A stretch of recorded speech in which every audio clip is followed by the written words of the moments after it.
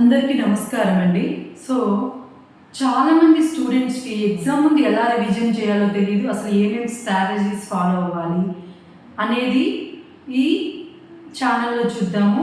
ముందుగా స్టార్ట్ చేసే ముందు మన ఛానల్ని లైక్ చేయండి, సపోర్ట్ చేసిన వాళ్ళు అవుతారు. అలానే కొత్తగా చూస్తున్నట్టయితే సబ్స్క్రైబ్ చేయండి. అలానే మీ ఫ్రెండ్స్ ఎవరైతే ఎగ్జామ్స్ ప్రిపేర్ అవ్వాలనుకుంటున్నారో, ఎగ్జామ్లో మంచిగా మార్క్స్ రావాలనుకుంటున్నారో ఈ టిప్స్ ద్వారా సో వాళ్ళకి షేర్ చేయండి. Let's start the class now.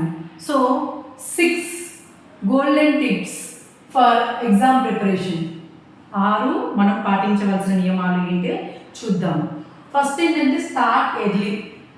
ఏదైనా ఎగ్జామ్ ఉందంటే అప్పటికప్పుడు హడావిడిగా ప్రిపేర్ అవ్వకుండా ముందుగానే మనము ఎగ్జామ్ ఉన్నాయంటే అప్పుడప్పుడు ముందు రోజు నైట్ స్ట్రెస్ అయ్యి చదివే కన్నా ముందు నుంచి డైలీ 2 క్వశ్చన్స్. నేను ఎప్పుడు స్టూడెంట్స్కి ఏం చెప్తానంటే ప్రతి సబ్జెక్ట్లో డైలీ 2 క్వశ్చన్స్ ప్రిపేర్ అవ్వాలి. ఇంటికి వచ్చాక టైం ఉంటుంది కదా, అప్పుడు డైలీ 2 క్వశ్చన్స్ ప్రిపేర్ అవ్వాలి. మ్యాథ్స్ అయితే డైలీ 3 to 4 ప్రాబ్లమ్స్. అట్లా చేస్తే ఇంటూ 120 లేకపోతే మీకున్న డేస్ క్యాలిక్యులేట్ చేసుకోండి, అన్ని క్వశ్చన్స్ కవర్ అయిపోతాయి. అలా చేయడం వల్ల మీకు మంచిగా స్ట్రెస్ అవ్వాల్సిన పని లేదు. ఎగ్జామ్స్ ముందు చాలా మంచి మార్క్స్ వస్తాయి.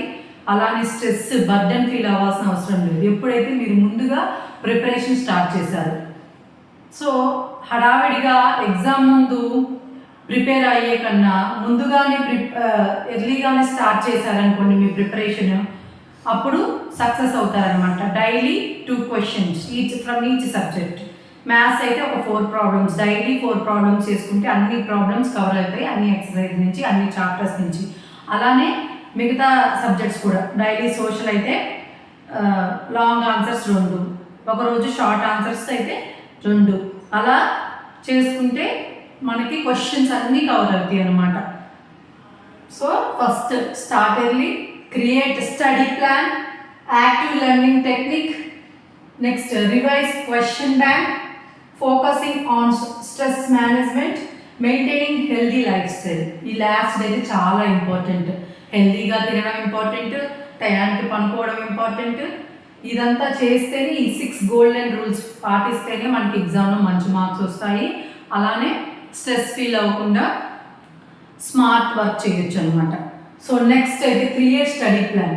సో ఇప్పుడు స్టార్ట్ ఎలా చేయాలి అనేది చాలామంది కన్ఫ్యూజన్ అవుతారు. నెక్స్ట్ ఇది ఏంటి, క్రియేట్ స్టడీ ప్లాన్. ఒక స్టడీ ప్లాన్ అనేది క్రియేట్ చేసుకోవాలి, ఒక టైం టేబుల్ క్రియేట్ చేసుకోవాలి. ఫర్ ఎగ్జాంపుల్ మీకు 1 డేలో 6 అవర్స్ ఉన్నాయి, 6 అవర్స్లో 6 సబ్జెక్ట్స్ అనుకోండి, డైలీ 1 అవర్కి ఒక సబ్జెక్ట్. అలా మీరు ఒక టైం టేబుల్ రాసుకోవాలన్నమాట. ఫర్ ఎగ్జాంపుల్ తెలుగు ఉంది, హిందీ ఉంది, ఇంగ్లీష్ ఉంది, మ్యాథ్స్ ఉంది, సైన్స్ ఉంది, సోషల్ ఉంది. సో ఈ 6 సబ్జెక్ట్స్ ఉన్నాయి కదా, 6 అవర్స్ ఉన్నాయి అనుకోండి. డైలీ 1 అవర్ ఒక సబ్జెక్ట్కి, ఇంకో అవర్ ఇంకో సబ్జెక్ట్కి, అలా ప్లాన్ చేసుకోవాలి. నెక్స్ట్ ఈ స్టడీ ప్లాన్ అనేది చాలా ఇంపార్టెంట్ అన్నమాట.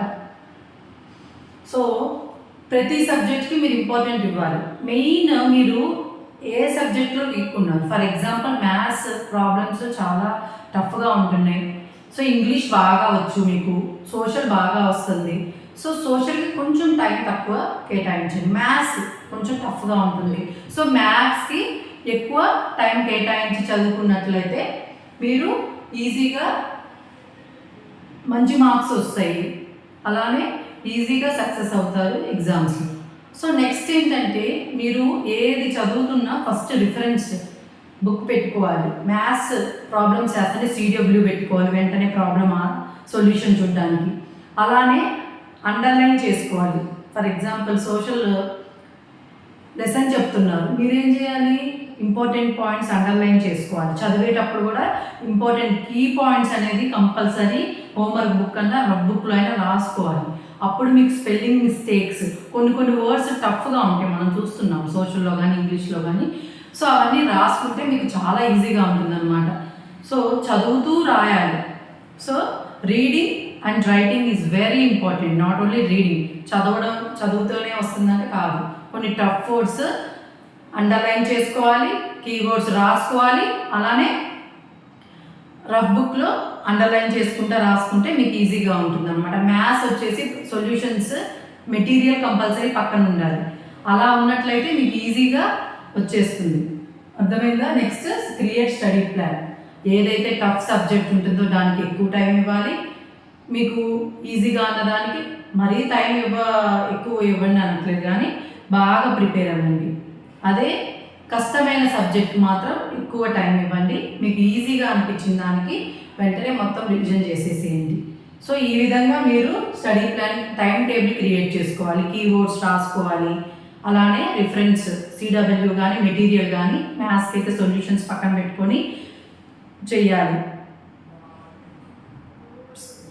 ఏవైతే మీకు కష్టంగా అనిపిస్తుందో, ఫర్ ఎగ్జాంపుల్ సోషల్లో కొన్ని చాప్టర్స్ టఫ్గా ఉన్నాయి, లేకపోతే సైన్స్లో కొన్ని చాప్టర్స్ టఫ్గా ఉన్నాయి. ఎక్కడ వీక్గా ఉన్నారు, ఎక్కడ మీకు బాగా వస్తుంది, అది కూడా మీరు గ్రాస్ప్ చేసుకోవాలి, గ్రహించుకోవాలి. ఫర్ ఎగ్జాంపుల్ సోషల్లో హిస్టరీలో మీకు టఫ్గా ఉంది, జాగ్రఫీ బాగా వచ్చింది అని అనుకోండి. జాగ్రఫీ కొంచెం టైం తక్కువ కేటాయించి చదివేసుకోండి. హిస్టరీ చాలా కష్టంగా ఉంది అనిపిస్తుంది అనుకోండి, హిస్టరీ ఏం చేస్తారు, కీవర్డ్స్ రాసుకోవాలి. మైండ్ మ్యాపింగ్ ద్వారా చదువుకుంటే మీకు ఈజీగా వచ్చేస్తుంది అనమాట. మైండ్ మ్యాపింగ్ అంటే కీవర్డ్స్ ఉంటాయి, మెయిన్ పాయింట్స్ సమ్మరీ చూసుకుంటా, మైండ్ మ్యాప్ చూసుకుంటా కీవర్డ్స్ రాసుకొని టఫ్గా ఉన్న వర్డ్స్ రాసుకుంటా ఉంటే మీకు చాలా ఈజీగా వస్తుంది అనమాట. ఇప్పుడు అర్థమైంది కదా ఎలా స్టడీ ప్లాన్ క్రియేట్ చేసుకోవాలో. టఫ్గా ఉన్న మీకు టఫ్గా అనిపించే సబ్జెక్ట్స్ కొంచెం ఎక్కువ టైము, ఈజీ మోడరేట్ అనిపించేదానికి కొంచెం మిడిల్గా ఇవ్వండి, టైం స్పెండ్ చేయండి. ఈజీగా ఉన్నదానికి కొంచెం టైం తక్కువ స్పెండ్ చేసుకోండి. అలా మీరు డివైడ్ చేసుకోవాలన్నమాట. సబ్జెక్ట్ వైజ్ డివైడ్ చేసుకోవాలి. ఏ టాపిక్లో మళ్ళీ ఈ సబ్జెక్ట్లోకి వెళ్ళాక డెప్త్గా ఏ టాపిక్లో మీరు డిఫికల్ట్ ఫేస్ చేస్తున్నారు అది కూడా మీరు గ్రహించుకోవాలన్నమాట. గ్రహించుకొని దాని తగ్గట్టుగా రఫ్ బుక్ కంపల్సరీ, రైటింగ్ కూడా ఉండాలి, ప్రాక్టీస్ ఉండాలన్నమాట. మనకు ఒక సామెత ఉంది తెలుసు కదా, practice makes a man perfect. ఎంత ఎక్కువ ప్రాక్టీస్ చేసి అంత బాగా వస్తుంది అనమాట. సో స్టడీ ప్లాన్ క్రియేట్ చేసుకోవాలి. Second, next active learning technique. So చాలామంది ఏం చేస్తారంటే బుక్కును ముందేసి 4-5 గంటలు అట్లనే చూస్తూ ఉంటారు అన్ని సబ్జెక్ట్స్ని, కానీ వచ్చిందా అంటే రాదు. జస్ట్ బుక్ ముందుంటుంది కానీ వాళ్ళకి రాదు. అలా కాకుండా మన మైండ్లో ఉన్న అన్నీ తీసేయండి. మైండ్లో ఉన్నంత తీసేసి స్మార్ట్గా కీవర్డ్స్ యూస్ చేసుకుంటూ టఫ్ వర్డ్స్ రాసుకుంటూ, చెప్పాను కదా టఫ్ వర్డ్స్ రాసుకుంటూ రఫ్ బుక్ కూడా పెట్టుకోవాలి. రఫ్ బుక్ మెయింటైన్ చేస్తే మీకు చాలా ఈజీగా చదవగలరు. మీకు మీరే క్వశ్చన్ చేసుకోవాలన్నమాట. ఓహో ఈ క్వశ్చన్ ఇంకా ఎలా ఇవ్వగలరు, సో ఈ బ్లాంక్ని ఇంకా ఏ విధంగా ఇవ్వగలరు అని మీరే ఊహించుకొని మీకు మీరే క్వశ్చన్ చేసుకోవాలి. అట్లా చేసుకున్నట్లయితే మీకు చాలా ఈజీగా వస్తుంది. ఎక్కువ టైం స్పెండ్ చేయాల్సిన అవసరం ఉండదు. సో చాలామంది పిల్లలు ఏం చేస్తూ ఉంటారంటే బుక్ ముందేసుకొని ఏదేదో ఆలోచిస్తుంటారు, కానీ అక్కడ మాత్రం రాదు. వాళ్ళు ఏమనుకుంటున్నారు, చదువుతున్నా కానీ ఎందుకు నాకు మార్కులు రావట్లేదని చాలా స్ట్రెస్కి ఫీల్ అవుతుంటారు. అలా కాకుండా డైలీ 2 క్వశ్చన్స్ చెప్పినట్టు ప్రతి సబ్జెక్ట్ నుంచి డైలీ 2 క్వశ్చన్స్ తీసుకోండి. మనకున్న 200 days డివైడెడ్ బై 200 days చేసుకోండి. మీకు మంచిగా 400 క్వశ్చన్స్ ఈజీగా వచ్చేస్తాయి ఎవ్రీ సబ్జెక్ట్ నుంచి. సో ఇలా చేసుకున్నట్లయితే మీకు చాలా బాగుంటుంది. మ్యాథ్స్ కూడా daily 4 sums into divided by 200 into 200 divided కాదు ఇంటూ 200 చేస్తే ఎంత వస్తుంది, 800 ప్రాబ్లమ్స్ ఈజీగా వస్తాయి. సో ఎగ్జామ్ ఉంది కదా అని ముందు రోజు స్ట్రెస్ ఫీల్ అయ్యి భోజనం చేయకుండా ఒత్తిడికి లోనయ్యి సరిగ్గా నిద్రపోకుండా నైట్ అవుట్ చేసే బదులు నేను చెప్పినట్టుగా ముందుగానే ఈ స్ట్రాటజీస్ ఫాలో అవుతే మీకు మంచి మార్క్స్ వస్తాయి. అలానే ఎక్కువ స్ట్రెస్ ఫీల్ అవ్వాల్సిన అవసరం లేదు, మీరు హ్యాపీగా ఉండొచ్చు. నెక్స్ట్ స్ట్రాటజీ చూద్దాము, రివైజ్ క్వశ్చన్ బ్యాంక్. ఇంకోటి ఏంటంటే మనము ఎట్లా పడితే అట్లా చదివితే మార్క్స్ రావు. దానికంటూ ఒక స్ట్రాటజీ ఫాలో అవ్వాలి. ప్రీవియస్ క్వశ్చన్ పేపర్స్ చదవాలి.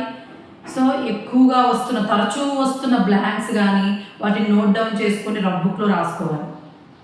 తరచుగా వచ్చే క్వశ్చన్ అండ్ ఆన్సర్స్ కానీ, లాంగ్ ఆన్సర్స్ కానీ, షార్ట్ ఆన్సర్స్ కానీ, బ్లాంక్స్ కానీ, ఎంసీక్యూస్ కానీ, చూస్ ద కరెక్ట్ ఆన్సర్స్ కానీ మ్యాచ్ ద ఫాలోయింగ్ కానీ ఏవైతే ఎక్కువ వస్తున్నాయో, so previous 5 years question papers అనేది మీరు చదువుతూ ఉండాలి. అప్పుడు ఈజీగా మీకు అర్థమైంది ఎగ్జామ్ ప్యాటర్న్ అనేది ఎలా, ఎఫ్ఏ ఎగ్జామ్ ఎలా ఉంది, ఎస్ఏ ఎగ్జామ్స్ ఎలా ఉన్నాయి, ఇలా ఈ రకంగా ప్యాటర్న్ వస్తుంది అనేది మీకు అర్థమవుతుంది. సో ఎప్పుడు కానీ మీరు క్వశ్చన్ బ్యాంక్ పెద్దగా ఒకటి కొనుక్కున్నారనుకోండి, ప్రీవియస్ క్వశ్చన్ పేపర్స్ అన్నీ ఉంటాయి అన్నమాట. అవన్నీ రివిజన్ చేసుకున్నా మీకు మంచి మార్క్స్ వస్తాయి. 100 ఉన్నాయి అనుకోండి, మ్యాక్సిమం 70 మార్క్స్ వచ్చేస్తాయి 100కి. ఇంకా మీరు ఎక్స్ట్రా టెక్స్ట్ బుక్ రీడింగ్ అనేది కూడా చాలా ఇంపార్టెంట్. ఇప్పుడు సోషల్ కానీ ఇంగ్లీష్ కానీ టీచర్ ఈరోజు ఫర్ ఎగ్జాంపుల్ జాగ్రఫీలో రిసోర్స్ చాప్టర్ కంప్లీట్ చేశారు. నెక్స్ట్ ఏం చేయాలి, అయిపోగానే ఇంటికి వెళ్ళాక ఆ రిసోర్స్ చాప్టర్ అనేది ఒకసారి రివిజన్ చేసుకోవాలి, టీచర్ ఎలా చెప్పారనేసి.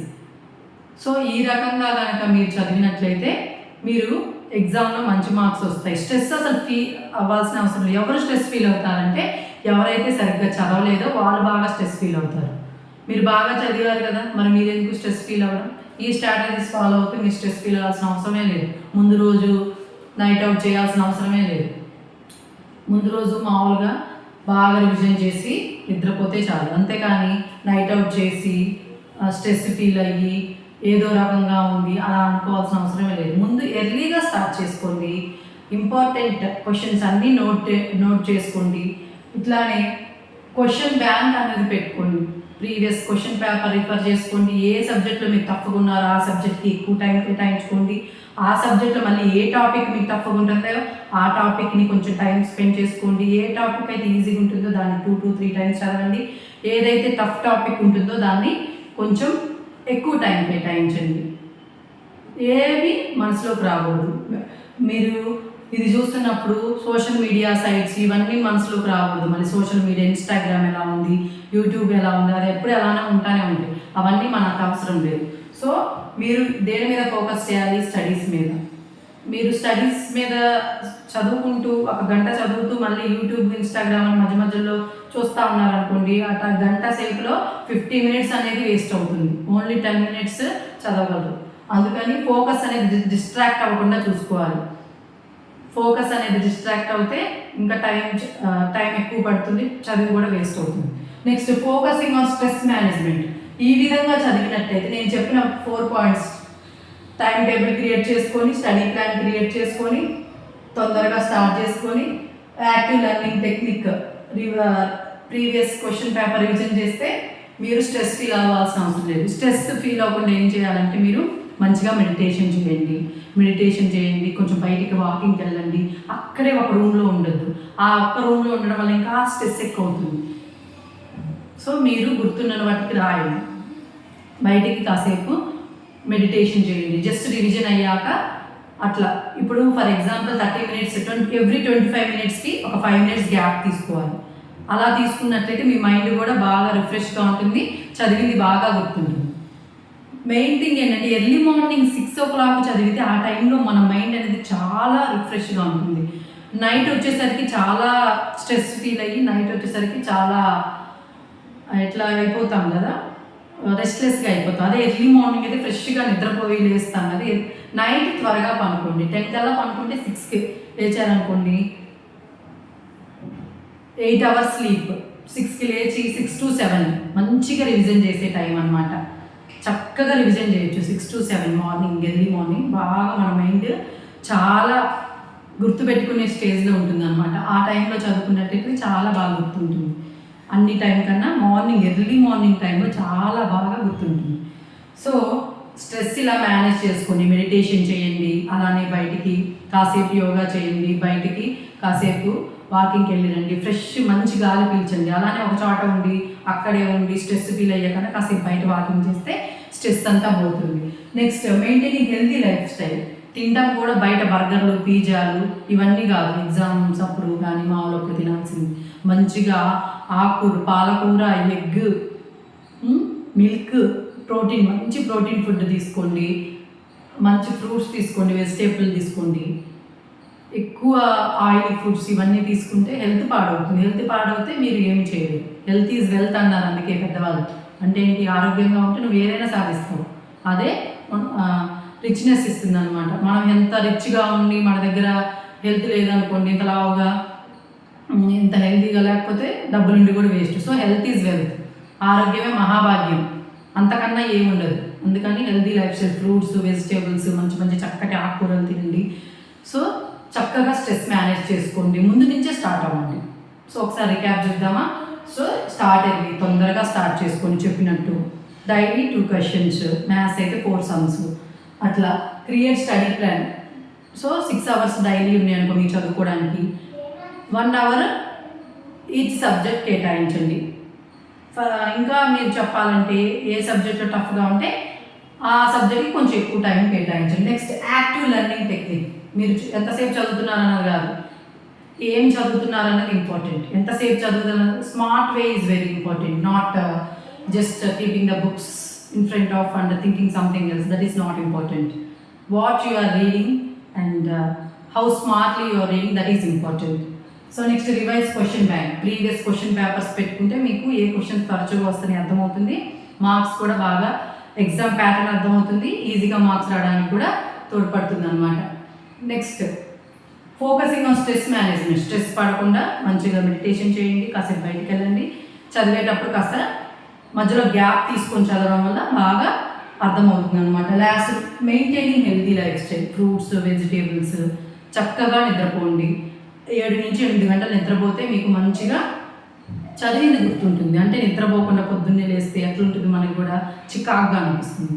సో నిద్ర సరిగ్గా పోవాలి, హెల్తీగా తినాలి. సో ఈ టిప్స్ అన్ని పాటించడం వల్ల మీకు ఎగ్జామ్లో మంచి మార్క్స్ వస్తాయి. సో అర్థమైంది కదా? So hope you understand all these strategies which is required to get good marks in exams and how to revise before exams. So ఇది బాగా అర్థమవుతుంది అనుకుంటున్నాను. మన ఛానల్ని సబ్స్క్రైబ్ చేసుకోండి, అలానే మీ ఫ్రెండ్స్కి ఎవరికైతే ఉపయోగపడుతుంది అనుకుంటున్నారో వాళ్ళకి షేర్ చేయండి. ఒక లైక్ చేయడం వల్ల చాలా యూస్ఫుల్ అవుతుంది. ఇలాంటి కంటెంట్ కావాలంటే మన ఛానల్ని సబ్స్క్రైబ్ చేసుకోండి. నెక్స్ట్ మంచి కంటెంట్తో ఉంటాను. Until then bye.